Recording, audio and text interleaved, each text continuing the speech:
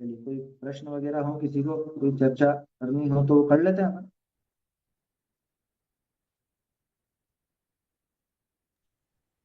पाँचों। हम्म। मुझे अव्याप्ति अतिव्याप्ति से ही क्वेश्चन है। बोलो। दोनों में डिफरेंस क्या है वो नहीं समझ में आता। बहुत बार जो अतिव्याप्ति लगाते हैं तो वो लगता है अव्याप्ति है, और बहुत बार अव्याप्ति लगाते हैं तो वो लगता है शायद अतिव्याप्ति होगा, ऐसे। नहीं, उसमें दिक्कत क्या है? अव्याप्ति और अतिव्याप्ति, इन दोनों को सीधा सा है कि जिसको हमने लक्ष्य बनाया है, माने जिसको हम पहचानना चाह रहे हैं, उसकी एक कैटेगरी बनाओ। वो लक्ष्य पूरा का पूरा वो लक्ष्य होना चाहिए। अब उस लक्ष्य में सब तरफ वो नहीं मिल रहा है तो अव्याप्त है। और उस लक्ष्य को छोड़ के दूसरी जगह भी जा रहा है तो वो अति व्याप्त है। जैसे एक उदाहरण समझो, हमें पहचान करनी है गाय की। अब मैं लौकिक उदाहरण ले रहा हूँ क्योंकि धार्मिक उदाहरण तो अपन ने पहले भी ले लिए थे। हम्म। अपने को गाय की पहचान करनी है कि गाय किसे कहते हैं, तो अपना लक्ष्य कौन हुआ? अपना लक्ष्य हुई गाय। ठीक है, तो गाय अपनी लक्ष्य। अब ये यही तरीका चलाएंगे अपन। ये गाय है, देशी गाय है ना। एक वो होलिस्टन है, एक जर्सी है, एक वो गीर गाय है, और जो भी आती है तरह तरह की, वो सब गायें समझ लो। तो ये सब गायें अपना लक्ष्य है। तो अपन जो भी लक्षण बनाएंगे इन सब लक्ष्यों में पाया जाना चाहिए ना। अगर वो इनमें पूरे में सब में नहीं पाया जा रहा तो वो अव्याप्ति कहलाए। जैसे गाय का लक्षण अपन ने बना दिया कि गाय के सींग होते हैं, ऐसा लक्षण बनाए। ठीक है, तो देशी गाय के सींग होते हैं।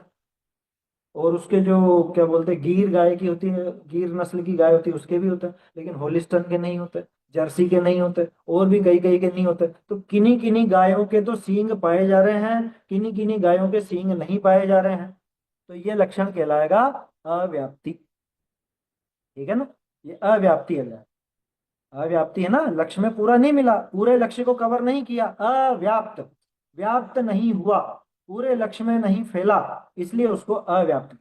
हाँ ठीक है, जैसे समझ लो, एक लेस और एग्जांपल मोर। ऐसे ले सकते हैं कि सम्यक दर्शन से ही मोक्ष की प्राप्ति, तो ये भी अव्याप्ति हो जाएगा। नहीं क्यों? अरे सिर्फ भाई, सम्यक लक्षण, दर्शन। यहाँ लक्ष्य और लक्षण नहीं बना रहे हो ना आप हर जगह इनको क्यों लगाना चाह रहे हो? अव्याप्ति अतिव्याप्ति असंभव, ये लक्षण के दोष हैं। आया समझ में? ये लक्षणाभास कहलाते हैं। नाम सुना होगा आपने, लक्षण और लक्षणाभास, पाठ पढ़ा होगा ऐसा। तो जहां पहचान करने की बात हो, जहां लक्षण बनाते हैं, लक्षण में दोष आता है, अव्याप्ति अतिव्याप्ति असंभव। सम्यक दर्शन से मोक्ष होता है, ये कोई लक्षण थोड़ी ना बना रहे हो। ये तो एक वस्तु व्यवस्था, एक वो सिद्ध करना चाह रहे हैं अपन कि इससे होगा कि नहीं होगा। तो वहां पे अलग तरह के दोष है ना। सम्यक दर्शन से मोक्ष होता है, ये बिल्कुल सही होता है। अब लेकिन कहो कि सम्यक दर्शन से ही मोक्ष होता है, तो वो भी लगाने को लगा सकते हो, नहीं लगाने को नहीं लगा सकते हो। लेकिन यहाँ लक्षण लक्षणाभास का दोष नहीं है ना, वो दोष अलग ढंग के हैं। लक्षण और लक्षणाभास के जो दोष हैं, अव्याप्ति अतिव्याप्ति असंभव, ये तीनों तो जिसमें अपन पहचान करें किसी की, पहचान वाली चीज के लिए लगाए जाते हैं। समझ में आई बात? और वहां अच्छा, घटित करने की सोचोगे। हाँ बोलो। एक एग्जांपल है। जैसे कि आपने वॉक कर रहे हैं, ठीक है, मतलब बिना देखे वॉक कर रहे हैं, ठीक है, तो उसमें जीव घात नहीं हुआ, हम्म। तो इसमें कौन सा लगेगा दोष? इसे लक्षण लक्ष्य बनाओ। अगर आप जीव घात की परिभाषा यूं बनाओगे, आप, मैं समझ गया वो 45वें श्लोक के आधार से प्रश्न पूछ रहे हो, है ना। तो अब इसमें ऐसा समझना, वहां पे परिभाषा थी कि जीव के राग द्वेष आदि की उत्पत्ति होना ही हिंसा है, राग आदि की उत्पत्ति नहीं होना ही अहिंसा। सामने वाले ने प्रश्न करा कि भाई, हम बिना देखे चल रहे हैं, जैसा आपका प्रश्न, हम बिना देखे चल रहे हैं और जीव नहीं मरे, तो वहां पे हिंसा होगी या नहीं होगी? तो हिंसा होगी, ये तो जवाब हो गया। अब अपन कह रहे हैं कि अगर मात्र जीवों के घात को अपन हिंसा कहते तो क्या दिक्कत थी? कि जीव का घात हुआ, यानी सामने कोई जीव मरा, उसको हिंसा कहो, इसमें क्या दिक्कत है? तो फिर आचार्य देव कहेंगे कि वहां पे अव्याप्ति दोष लगे। क्यों? क्योंकि जीवों का घात नहीं हुआ और फिर भी हिंसा हो रही है। सॉरी, अतिव्याप्ति, अतिव्याप्ति लगता है क्योंकि जीवों का घात होना चाहिए था और हिंसा होती तो लक्षण सही था। सिर्फ जीवों का घात होने पर ही हिंसा होती तो लक्षण सही था। लेकिन जीवों का घात तो नहीं हुआ और फिर भी हिंसा लग रही है, क्योंकि राग द्वेष मौजूद है, प्रमाद मौजूद है, इसलिए।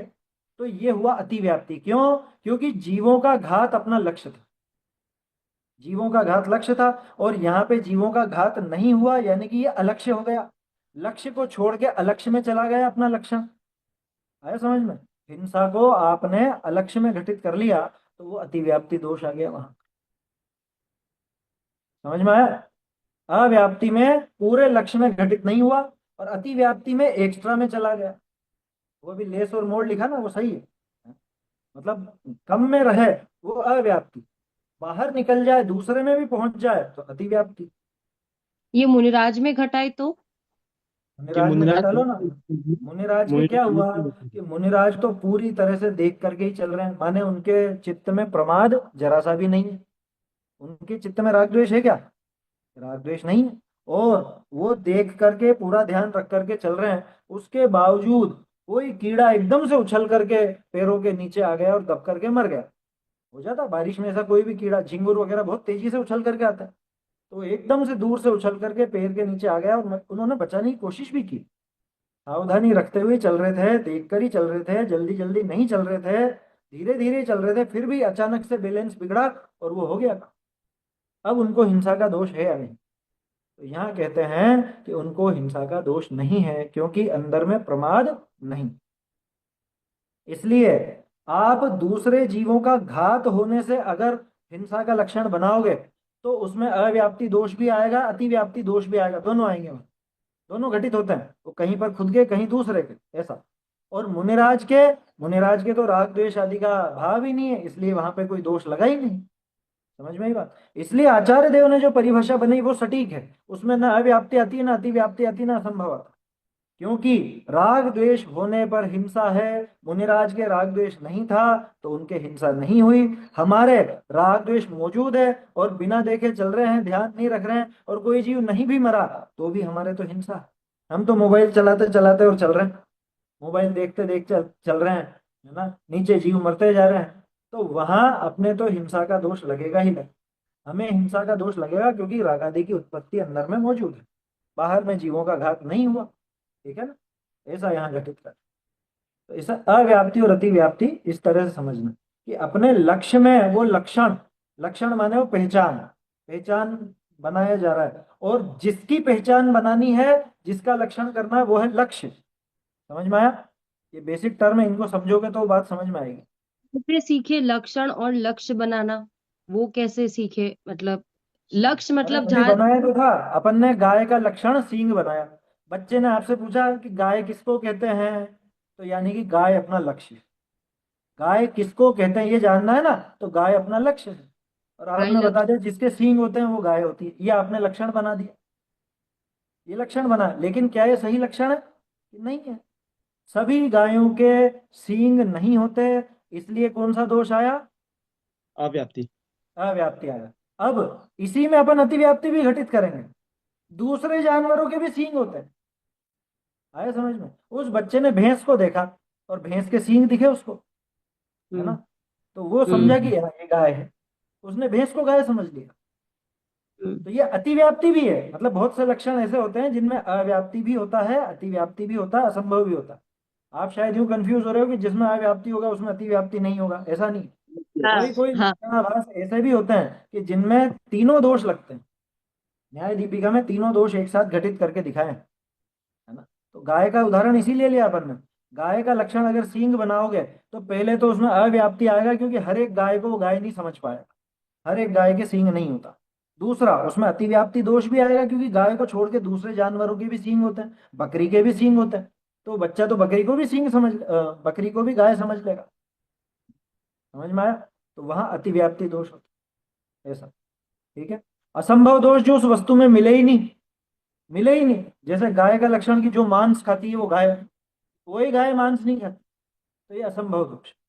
जैसे मनुष्य किसे कहते हैं कि जिसके माथे पे सींग होते हैं उसको मनुष्य कहते हैं।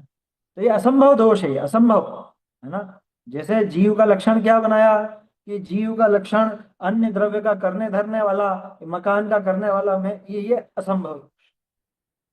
समझ में आया? ऐसे घटित कर सकते। Thank you. Thank you, thank you. बोलिए। पंडित जी, श्वेतांबर भाई द्रव्य में पाए जाने वाले गुणों को नहीं मानते क्या? श्वेतांबर भाई पूछ रहे थे, इनसे पूछो मानते हैं कि नहीं मानते। द्रव्य में पाए जाने वाले गुणों को नहीं मानते, मेरे पढ़ने में नहीं आए भाई वो क्या मानते हैं, इस मामले में मुझे पता नहीं। नहीं, नहीं ये मानती। जैन अच्छा। सिद्धांत प्रवेश, ये जैन सिद्धांत प्रवेश रत्नमाला है ना, हम्म। इसमें लिखा है। तो ये नहीं बताएंगे मानते। इनको। अच्छा, गुणों को नहीं नहीं, मानते। नहीं मानते। तो आत्मा को द्रव्य को कैसा मानते। मानते हैं? द्रव्य द्रव्य अवयव कुछ नहीं है। ऐसे बोलते हैं आत्मा है, आत्मा है, दैट्स इट। अब आत्मा का जो वर्णन होता है ना, वो कुछ कुछ नहीं पढ़ा कभी भी। कभी ऐसे अच्छा। उल्लेख में भी नहीं, बस जैसे जैसे अपने यहाँ शुद्ध है ये वो है, वैसे बोल देते हैं ना, वैसे बोल बोल के बस ऐसे लाइन से रट्टा मार के बोलो, खत्म। एक्सप्लेन कुछ भी नहीं है उसका। तो आत्मा शुद्ध है, गुण है ना इसका। हाँ, आत्मा शुद्ध है, ये गुण ही तो हुआ उसका। बस ऐसे बोल देते हैं, भाव भाषण कुछ नहीं है, पता नहीं है, वैसा कुछ भी नहीं है। मतलब एक्सप्लेनेशन गुणों ही का नहीं वर्णन भी नहीं है, गुण क्या है उसमें वो नहीं है। नहीं, नहीं। एक बात तो पता है, काल द्रव्य को स्वीकार नहीं किया जाता वहाँ, है ना। हाँ। पांच द्रव्य तो मानते हो, मतलब जीव, पुद्गल, धर्म, अधर्म, आकाश, तो काल को द्रव्य नहीं मानते। ठीक है, वो जैसी भी जो मान्यताएं हैं वहाँ, अपने को ज्यादा पता नहीं। नहीं, वो तो मैं पढ़ रहा था इसमें, तो मुझे थोड़ा सा अटपटा लगा कि मैंने कहा यार द्रव्य में गुणों को नहीं मान रहे, तो फिर तो वो जैन शास्त्र को नहीं मान रहे। हाँ, वो बड़ी अटपटी बात है, क्योंकि अब गजब की बात है कि तत्वार सूत्र तो वो भी पढ़ते हैं, है ना आपके यहाँ, वो गुण पर्यायवत द्रव्यम ये भी पढ़ा होगा। जब गुण पर्यायवत द्रव्यम कहा है, तो द्रव्य तो गुण पर्याय वाला है। फिर गुणों को नहीं मानना, ये बात थोड़ी सी गले, खैर गले क्यों उतरे, पूरा मानने पूरा में जैन कोई। शासन ही पूरा जैन शासन ही द्रव्य के गुणों पर टिका हुआ है। हाँ, द्रव्य गुण पर्याय तो बेसिक व्यवस्था है। धर्म में भी धर्म को क्या मानते हैं? धर्म पुण्य करोगे तो ही धर्म होगा, अन्यों की सेवा करोगे यही धर्म है। ये आत्मा का धर्म है। आत्मा ऐसा होता है, आत्मा का नाम लेने से धर्म। वैसा कुछ नहीं। जितना आप पुण्य करोगे ना, मतलब आप उत्कृष्ट लेवल का धर्म कर रहे हो। इससे उत्कृष्ट कोई धर्म ही नहीं है। तो ये तो मुसलमान प्रवचन भी में नहीं आता। ये तो हाँ, मुसलमान भी कर लेते हैं। सेम है, फिर कोई डिफरेंस नहीं है। अन्य मत जैसा ही है, इसीलिए टोडरमल जी ने उनको अन्य मत समीक्षा में ही डाला, पांचवें अधिकार में अन्य मत समीक्षा में ही डाला। ये तो अपने बीच में अब ये भी है, अब ये तो कन्वर्ट ही हो चुके, पूरे दिगंबर ही बन गए हैं, है ना। इसलिए, लेकिन वो मान्यताएं तो इनको पता ही है सब। तो ठीक है, वो तो वहां पे है ऐसा अन्य मत जैसा ही वर्णन वहां पर है, उसमें तो कोई क्या करे। वो तो मैं आज गुरुदेव पढ़ भी रहा वहां था। से निकल के आए। हाँ। आज पढ़ रहा था तो मुझे थोड़ा सा लगा कि यार ये कैसे, तो मैंने कहा आपसे थोड़ा क्लियर करूंगा। नहीं, मुझे वहाँ का ज़्यादा पता नहीं, जो कुछ सुना है अपन ने गुरुदेव आदि के द्वारा या कुछ और ऐसा पढ़ने में आया, तो बाकी विशेष मुझे वहाँ का पता नहीं, क्योंकि उनके शास्त्र अपन ने पढ़े नहीं। और क्या वर्णन चलता है वो भी ज़्यादा मालूम नहीं। मेरे ख्याल से ज़्यादा वो रटंत विद्या ही ज़्यादा है, पांचवें अधिकार में यही पढ़ा था अपन ने, रटंत विद्या ज़्यादा है। लोगस्य का पाठ कर लो, ये कर लो, वो कर लो, बस वो, अब वो पाठ का क्या अर्थ है वो कुछ नहीं मालूम। वो सिखाते भी नहीं, बस बोलना सीखना है। अब उसमें तो कोई क्या करे, वो मान्यता जैसी है सो है।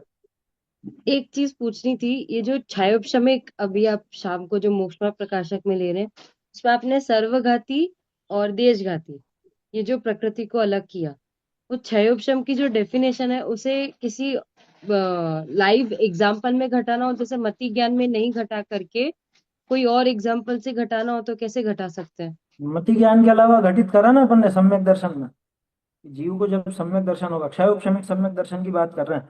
अब पहले औपशमिक तो हो चुका, औपशमिक होते ही वो मिथ्यात्व के तीन टुकड़े हो गए, है ना।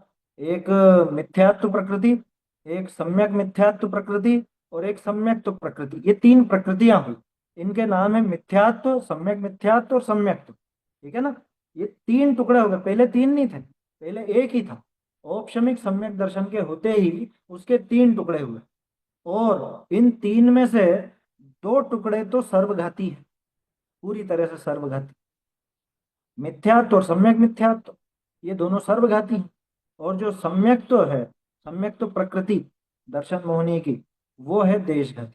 तो अब यहाँ पे क्या होता है इसमें, कि जब जीव औपशमिक सम्यक दर्शन का अंतर मुहूर्त पूरा होने के बाद क्या बनेगा? क्षयोपशमिक सम्यक तो कैसे होगा कि वहां पे वर्तमान काल में उस मिथ्यात्व दर्शन मोहिनी और सम्यक मिथ्यात्व दर्शन मोहिनी प्रकृति का अगर अभी उदय आना है तो उसका उदय नहीं आने दिए, उसका उदयाभावी क्षय। उन दोनों प्रकृतियों का अभी उदय का अभाव रहेगा, उनका उदय नहीं आएगा। क्यों? कि अगर उनका उदय आ गया, मिथ्यात्व का उदय आ गया तो पहले गुण स्थान में पहुंच जाएगा, सम्यक मिथ्यात्व का उदय आ गया तो तीसरे गुण स्थान में पहुंच जाएगा, है ना? तो इन दोनों का तो उदय अभी वर्तमान में नहीं है। ठीक है, तो ये प्रकृतियां बाद में उदय में आएंगी कि हाँ, बाद में उदय में आ सकती हैं, बाद के लिए पड़ी रहे। सद अवस्था रूप उपशम बाद के लिए पड़ी हैं तो हो सकता है उदीर्ण होकर के अभी आ जाए कि नहीं, ये बाद के लिए पड़ी हैं, अभी तो इनका उदय नहीं आएगा। ठीक है, वर्तमान कालीन दर्शन मोहनी, सॉरी, वर्तमान कालीन मिथ्यात्व और सम्यक मिथ्यात्व, ये दो प्रकृतियों का उदयाभावी क्षय। भविष्यकालीन इन्हीं दोनों प्रकृतियों का सद अवस्था रूप उपशम। और वर्तमान में जो देशघाती प्रकृति कौन सी? सम्यक्त, वो तीसरी प्रकृति थी ना सम्यक्त प्रकृति, उसका सर्वघाती। उदय, वो देशघाती, उसका उदय रहेगा, वो कहलाएगा क्षयोक्षम सम्यक। तो क्षयोक्षम एक सम्यक दर्शन के अंदर उसको सम्यक तो प्रकृति का उदय रहता है, बाकी दो प्रकृतियों का वर्तमान में उदयाभावी क्षय होता है, भविष्य के लिए सदवस्था रूप उपशम। ठीक है, तो ये मति ज्ञान के जैसे यहाँ पे घटित होगी। फर्क क्या है कि मति ज्ञानावरण में तो मति ज्ञान की ही सर्वघाती देशघाती ली अपन ने, लेकिन यहाँ पे मिथ्यात्व की तीनों प्रकृतियों को घटित कर। आया समझ में? यहाँ प्रकृतियां घटित होंगी, वहां पे स्पर्धक घटित होंगे, ऐसा। डिफरेंस क्या है दोनों का, प्रकृति एंड स्पर्धक में डिफरेंस क्या हुआ? देखो, प्रकृति तो टोटल जैसे मति ज्ञानावरण, श्रुत ज्ञानावरण, अवधि ज्ञानावरण, मना पर्याय ज्ञानावरण, केवल ज्ञानावरण, ये सब है प्रकृतियां। ठीक इसी तरह से वो मिथ्यात्व, सम्यक मिथ्यात्व और सम्यक, तो ये भी प्रकृति ही है ना? तो ये सब तो प्रकृति, जैसे 148 जो नाम लेते हैं अपन, वो 148 प्रकृतियां हैं।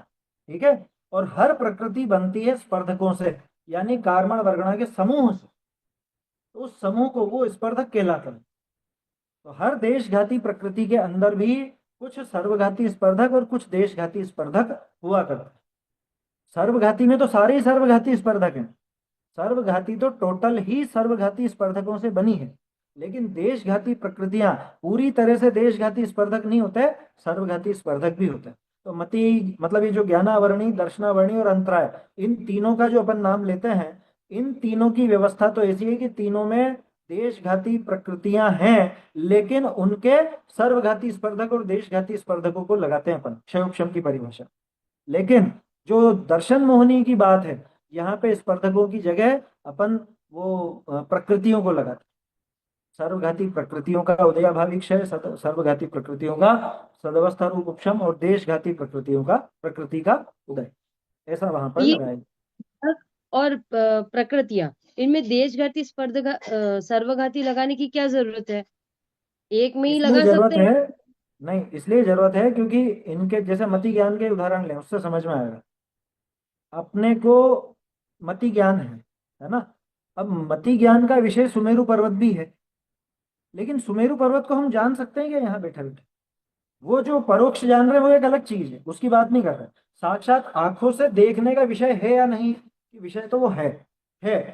कोई कोई तो देख रहे हैं ना, किन्हीं के तो मति ज्ञान में आ रहा है ना, वो सुमेरु पर्वत जान रहे हैं, लेकिन हमारे जानने में तो अभी नहीं आ सकता।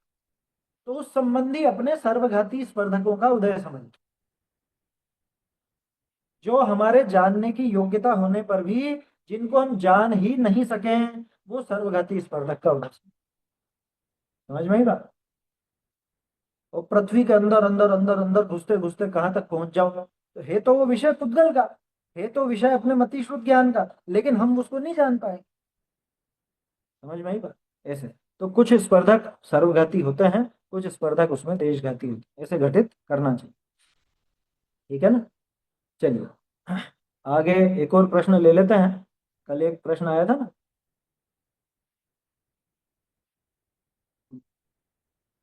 देखो प्रश्न तो क्या था, वो कुछ अभ्यास के संबंध में था, ये शिवानी जी का था ना प्रश्न। आप बोल देंगे तो ज्यादा क्लियर हो जाएगा। हम्म।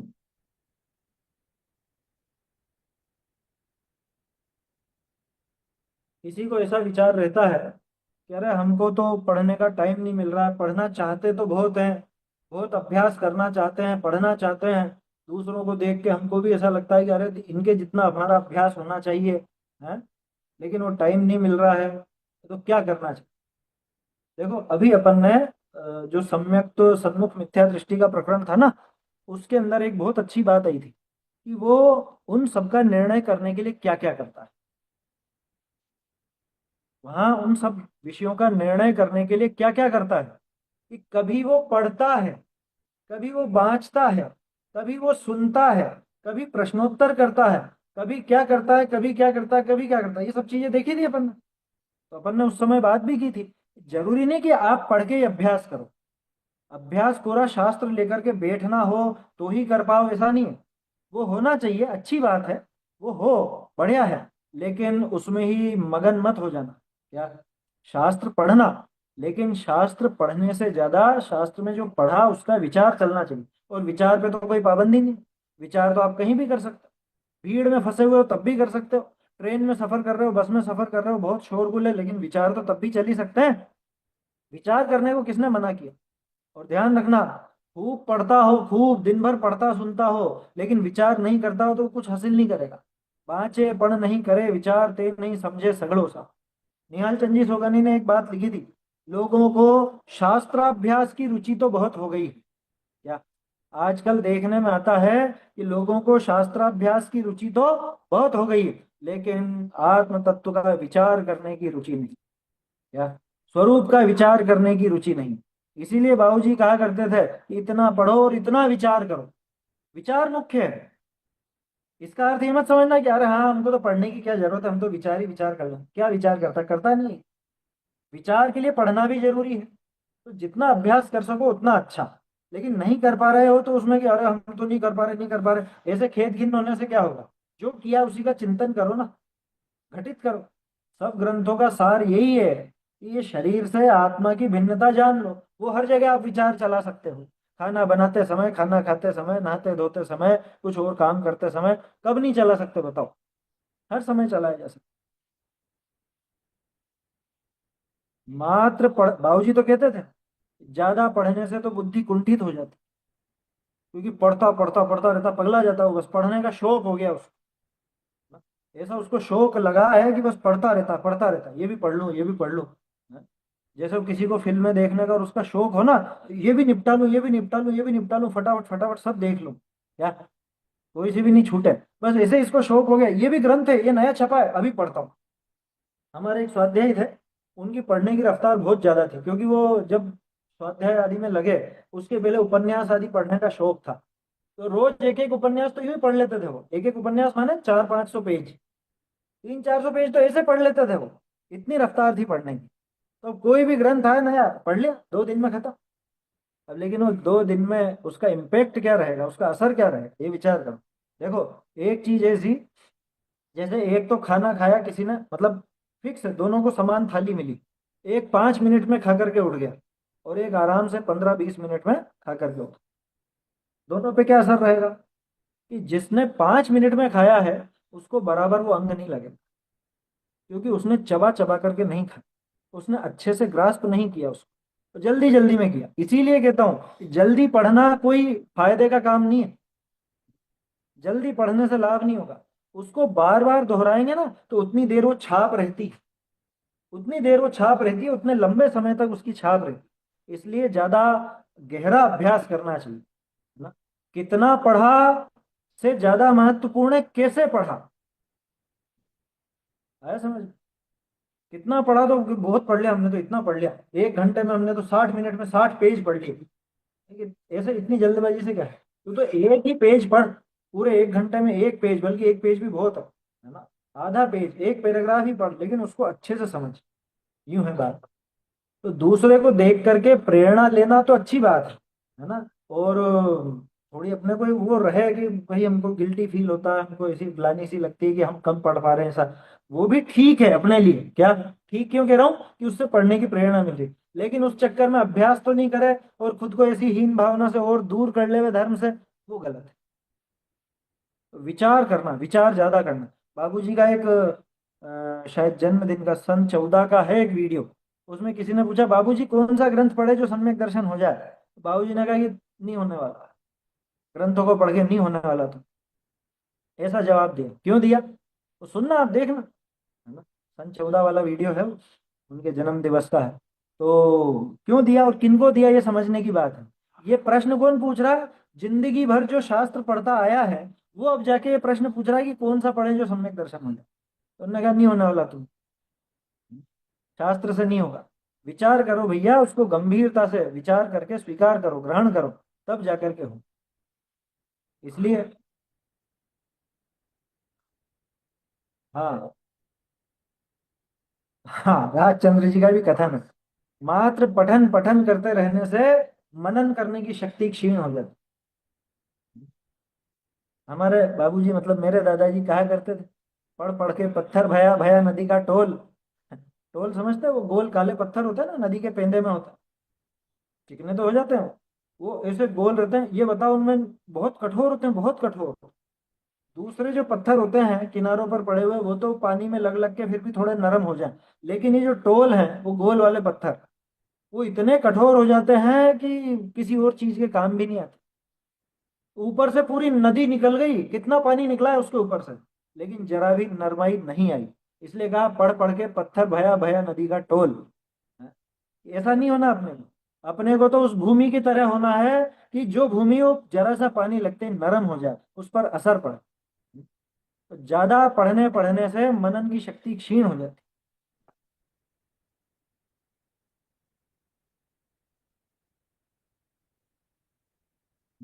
द्रव्य दृष्टि जिनेश्वर, पर्याय दृष्टि विनश्वर, गुरुदेव का एक वो ग्रंथ है, उनके उल्लेखों का।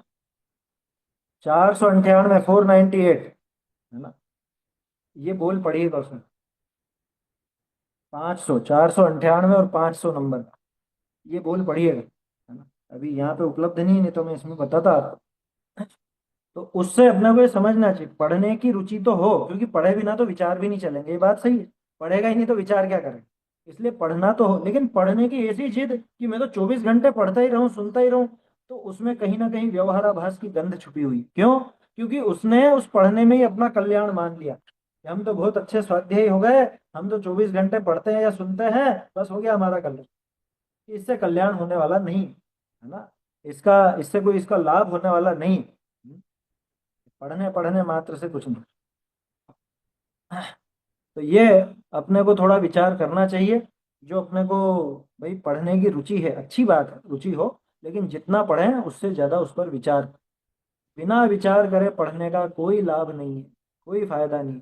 इसलिए जो कोई दूसरे को भी अपन देख रहे हैं, तो वहां भी अपने को ठीक है, प्रेरणा तो लो उससे, लेकिन यही प्रेरणा लेना कि पढ़ करके मुझे सीखना भी, अच्छे से अभ्यास भी इसका करना। देखो बोल पढ़ के सुना देता हूँ मैं।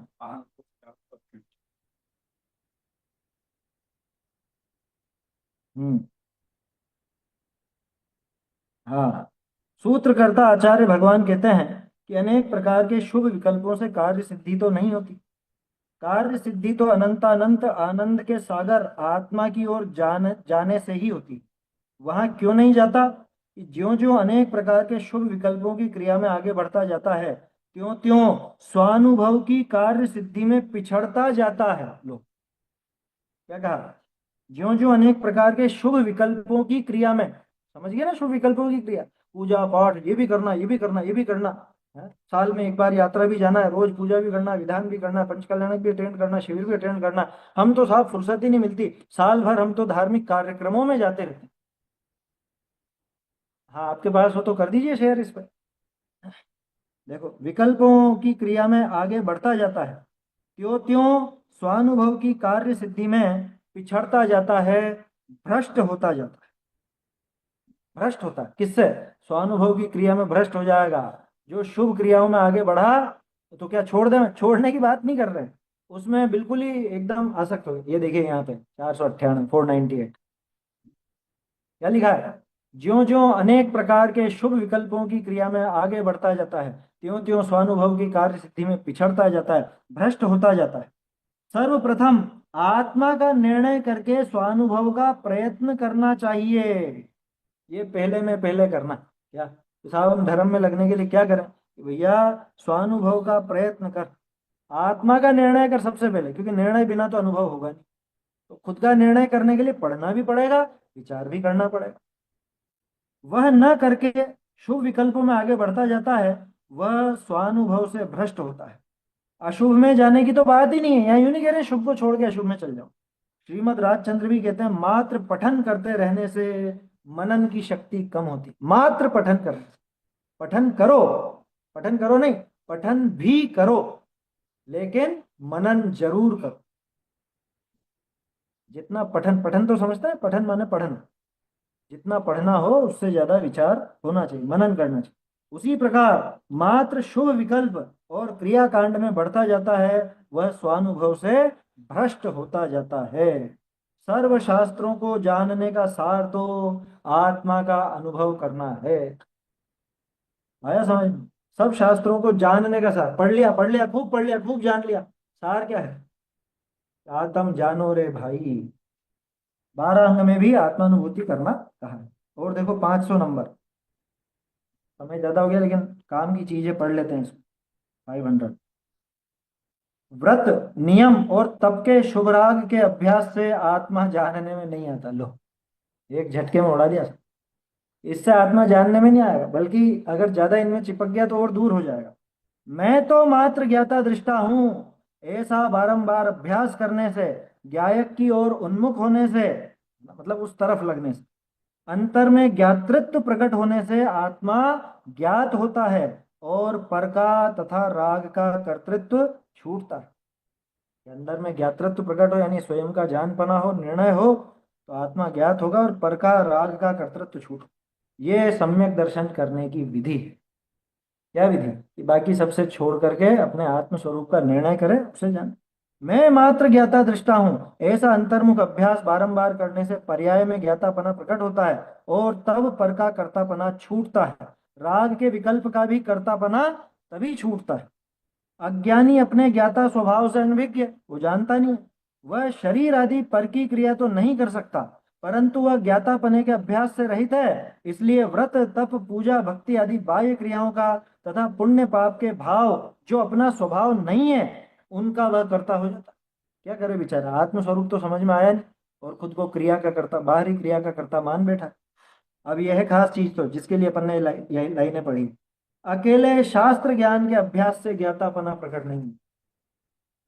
खूब शास्त्र ज्ञान का अभ्यास है ना, शास्त्रों का अभ्यास करता रहे दिन भर, इतने मात्र से ज्ञातापना प्रकट नहीं होता।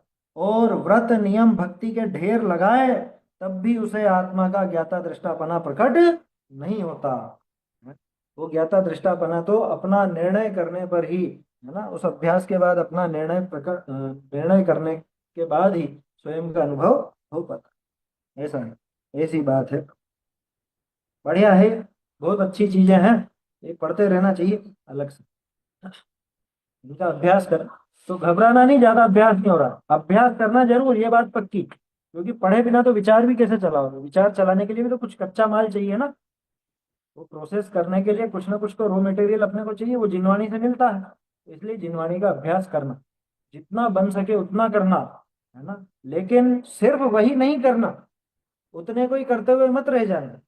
कर लिया, थोड़ा अभ्यास कर लिया, अब उस पर विचार चले, उस पर विचार करें, ये होना चाहिए। ठीक है ना। और कभी अपन अभ्यास नहीं कर पाए, नहीं पढ़ सके, क्योंकि कई बार होता कुछ ऐसी स्थिति बन गई, हम तो कहीं फंस गए, कहीं पे समय से नहीं पहुंच पाए, या अभी शारीरिक तकलीफ ज्यादा है, बीमार है, या कुछ भी ऐसी बात है, अशुद्धि की बात है, तो नहीं पढ़ पा रहे, हमको बहुत खेद खिन्नता हो रही है कि नहीं, खेद खिन्न नहीं होना, इतना पढ़ा है ना पहले, उसका विचार चला ना उस समय कि हम नहीं पढ़ पा रहे हैं, हमको हम समय नहीं दे पा रहे हैं, तो क्या करें? जो पढ़ा है सुना है उसका विचार करना।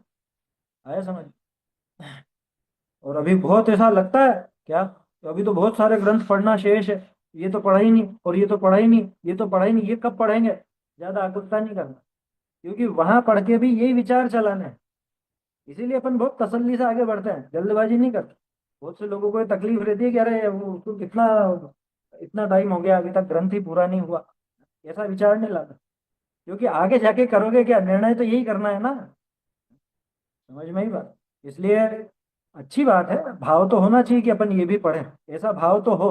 लेकिन उसके पीछे ऐसा नहीं कह रहे बिल्कुल ही खुद को खेद खिन्नता वाला भाव आ गया, खेद खिन्न नहीं हो। अगर सच्चे मन से अपन अभ्यास कर रहे हैं तो फिर तो कोई आपको खेद खिन्न होने की जरूरत नहीं, क्योंकि सहजता भी तो सीखी है ना अपन ने, कि नहीं सीखी। हाँ भाई ठीक है, इस भाव में इस समय में यही चीज पढ़ने में आनी थी, यही अभ्यास होना था, हो गया। नहीं होना था आज, नहीं हो पाया। ध्यान रखना, मुझे इस बात को लेकर के प्रमादी नहीं हो जाना, लेकिन कोशिश करके तो अभ्यास करना ही सही, कोशिश करके तो अभ्यास करना ही सही। लेकिन कभी नहीं बन पाए तो विचार करना है, विचार करने में तो कोई बाधा है नहीं। बस मुझे तो रहता है विचार। पढ़ने मुझे रहता है पढ़ने का बहुत शौक, लेकिन पढ़ते समय कहीं अटक जाए तो ऐसा लगता है कोई इसका समाधान कर दे। हाँ, वो होता है ना, और समझने क्या की जिज्ञासा होगी तो वो होगा ही सही वो भाव कि इसका और समाधान आसपास मिल जाए। और आसपास भी कोई ऐसा नहीं जिससे अपन ऐसे डिस्कस करें। अब तो पूरी दुनिया आसपास है, अब कौन आसपास चाहिए। नहीं, आसपास मतलब साधर्मी नहीं है ना ऐसे कि जिनसे अपन जो हाँ, बने आपस में शेयर कर सकें। क्या आपके ज्ञानोदय कितनी दूर पड़ता है आपके यहाँ से। बहुत दूर है, 1-1.5 किलोमीटर है। नहीं, एक ज्ञानोदय तो डेढ़, बहुत दूर है यहाँ से, नहीं नहीं, वो तो 25-30 किलोमीटर है। 25-30 किलोमीटर है। हाँ, वो दीवानगंज में है, लेकिन भोपाल दीवार, जाते हैं तो जरूर वहां जाते हैं। भोपाल जाते हैं ना रास्ते में कभी, तो बहुत अच्छा हाँ, मंदिर है, आप कभी आइए आप। मैं आया, पहले एक बार आया था मैं, अच्छा। सन 18 में आया था, तब तो अपना परिचय नहीं हुआ था। हाँ, ठीक तब तो हम भी जैन धर्म से पैसा नहीं था हमारा। है। ठीक है, तो देखो समय आज बहुत ज्यादा हो गया। ठीक है, लेकिन अच्छी चर्चा थी, ये जरूरी था। क्योंकि अपन लोगों को खास तौर पे स्वाध्यायी जीव को ऐसा कभी कभी आकुलता होने लगती है कि अरे अपना तो स्वाध्याय हो ही नहीं पा रहा, अपन ये पढ़ ही नहीं पा रहे, आगे नहीं बढ़ पा रहे। ध्यान रखना, लेकिन जो भी बात की है उसको लेकर के प्रमादी नहीं होना कि हाँ ठीक है, नहीं हुआ तो नहीं हुआ, ऐसा नहीं। पढ़ने के अंदर वो तड़प तो हो, लेकिन उसके पीछे पागल नहीं हो। आया समझ, ऐसा। चलिए समाप्त करते हैं। चैतन्य का स्मरण प्रतिक्षण ही करो रे, भव के अनंत दुख को क्षण में हरो रे, अक्षय अनंत निज सौख्य निधान पाओ, गाओ अरे नित इसी के गीत गाओ, निज निधि निज में बताई यह अनंत उपकार है, इसके लिए जिनवार शत बार है।